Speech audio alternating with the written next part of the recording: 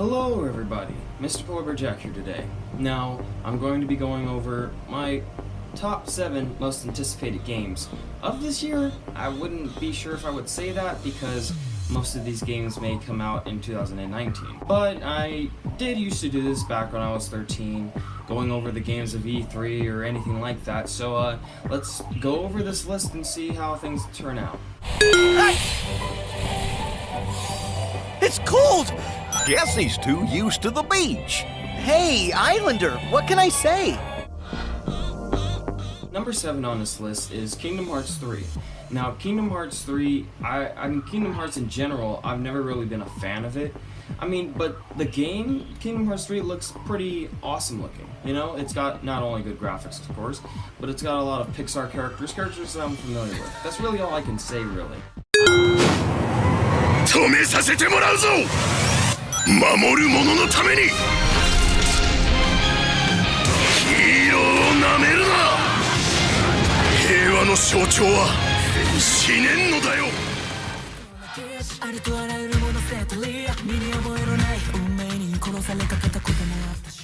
Oh yeah, and there is that My Hero Academia video game. I'm not really sure when it comes out, and I'm sort of like, okay, cool. I'm kind of excited for it. I watched the anime. It was pretty awesome. It has that whole thing with superheroes and villains and stuff like that. But the game, I mean, I'm kind of, sort of, about it. I mean, it's not that it looks bad or anything. No, it looks awesome. It looks spot on. But there's nothing really pulling me in. But yet, then again, it's still based off of one of my favorite animes of 2016, so I'm excited for it, you know, and I probably will get it.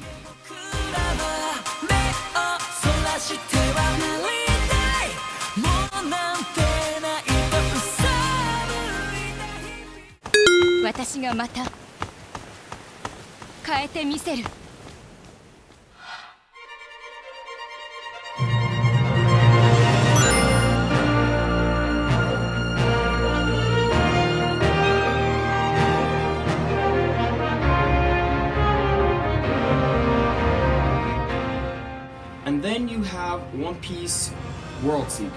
Or, I mean, if they've ever changed the title, then let me know. But honestly, the first time when I saw this game, it looked spot on. It looked amazing.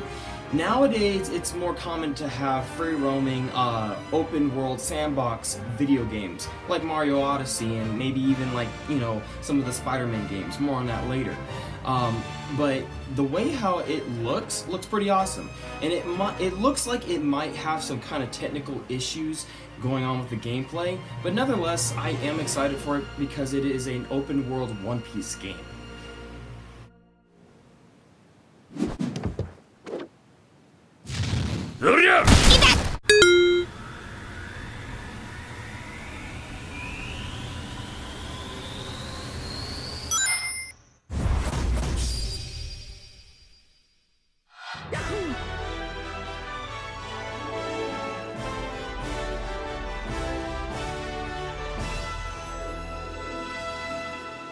Alright, and then you have Super Smash Bros. Ultimate. It should be a little bit, like, you know, lower on this list because overall I kind of just see it as just, you know, just a repaint job, you know, like, and they're just putting it on a new console because I don't play Smash Bros. Like I used to because I just don't have that many people around, right? You know, if Shadow's in it, then I might get it. If Shadow's not in it, then it's a pass. But overall, I am still excited, and I can't wait to see all the new stuff that they have to offer.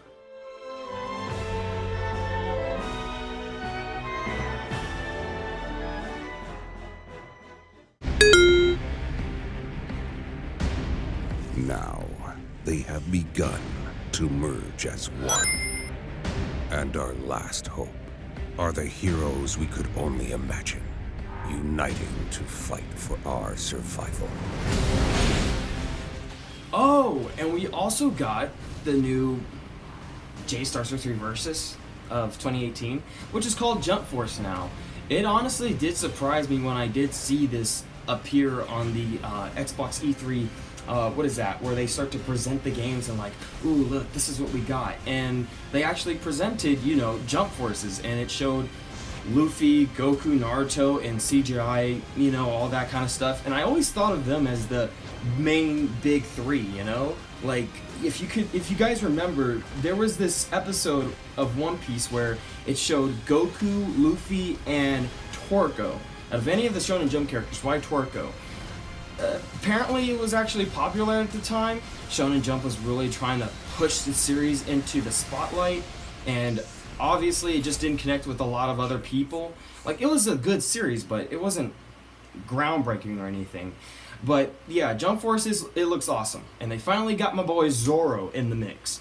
Now, for any other characters, I mean, yeah, I'll talk about it more when I actually make another video about it, if that ever comes around. But yeah, I'm excited for Jump Forces. Although, I do see some of the differences that they did with the controls and how it actually functions. And I don't know, that may be something that might irk me a bit, but then again, I still am excited for it and can't wait to see what it looks like when it's all done and all finished.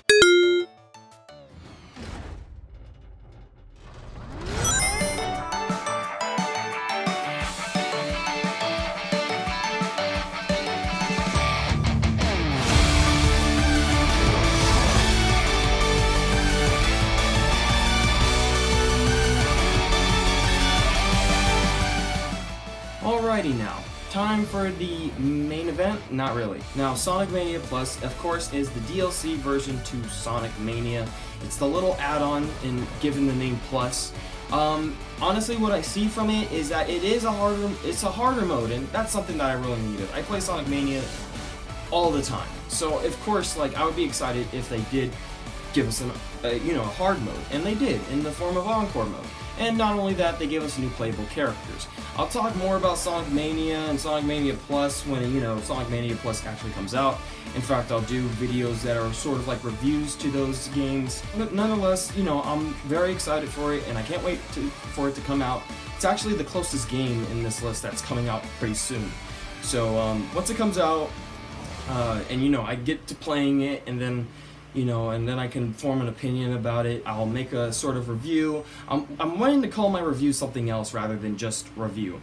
I'm thinking opinionated video, an opinionated video of so-and-so, or maybe I can do this whole thing where it's like me versus it. But anyways, I'm very excited for Sonic Mania Plus.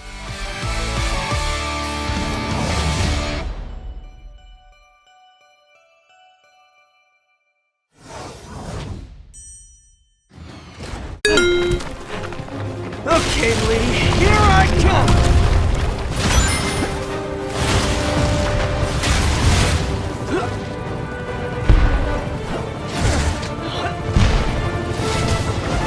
Hi! Is this the flight to Newark?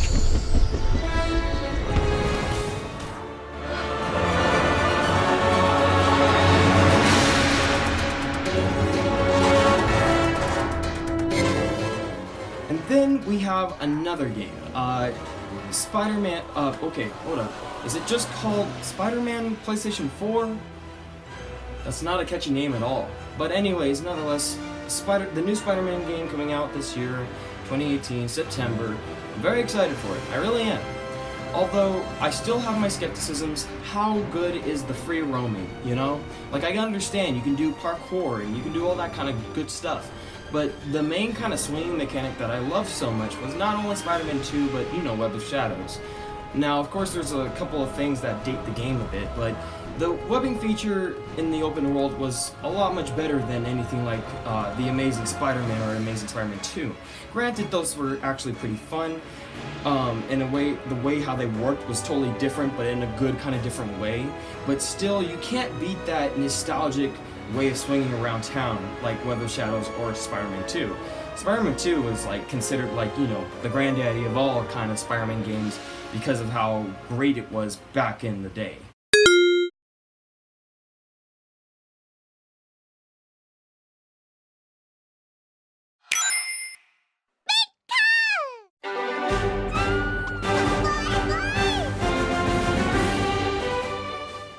And then you have Pokemon Let's Go Pikachu, or Pokemon Let's Go Eevee if you want to get that one instead. Yeah, I'm not the biggest Pokemon fan, but I have a DS and I played Pokemon on it, and It was actually something that I did a lot back when I was in high school for junior year, because I would always just have my DS on hand, and it's that quick, click, point and click sort of game where you can press an attack and then, the thing happens.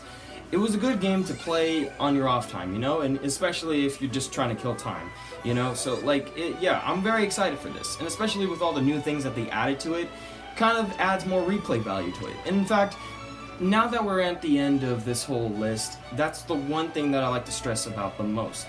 The replay value better be spot on. Sonic Mania and Pokemon are pretty much the best things when it comes to replay value. Now, honestly, a lot of the other games in this entry list were fun. They look interesting, they look neat, they look cool for something new. But I need something that's gonna get me playing it all the time so I can get my money's worth, If I'm paying either, in this case, $20 or, at the most $50, then I want to make sure that I'm getting the most experience out of the game. Saying that, like, I want to come back to it, And one of the games that I've actually been playing more than once or more than 20 times is Sonic Mania, and including Mario Odyssey and Pokemon. So that's the biggest thing that I look forward to in a video game, is the replay value. And that actually can get me excited for other games, And one of the ways that, what helps with the replay value is getting hyped up for a new game that's sort of similar to what was released previously. Like, I like to play J-Stars Victory Versus before I get into Jump Force. I like the whole thing where the game actually is fun to the point where you don't need a new release to get you excited to keep playing the game. It's just that fun. But anyways, that's pretty much it. Hope you guys like my video, and is that a sweat drop going down my... Yeah, okay. It's hot in here, this jacket's hot. I wear the jacket in case for the video, just to show off my personality. I even got this fan right here, my boy. It's summer, sweat like a mad dog. Yeah. Anyways, I'll see you guys later. Mr. Boyberjack signing out, peace. And remember, you don't stop drawing because you get old. You get old because you stop drawing, so keep drawing. Anyways, see you guys later.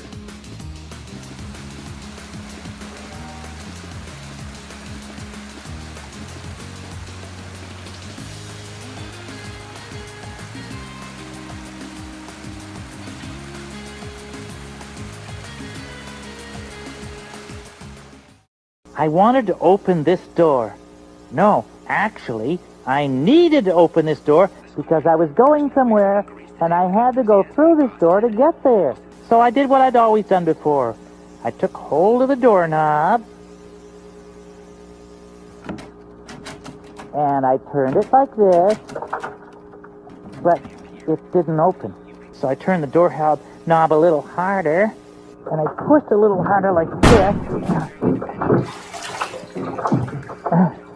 But it still wouldn't open. So I turned the knob as hard as I could, then I pushed as hard as I could like this.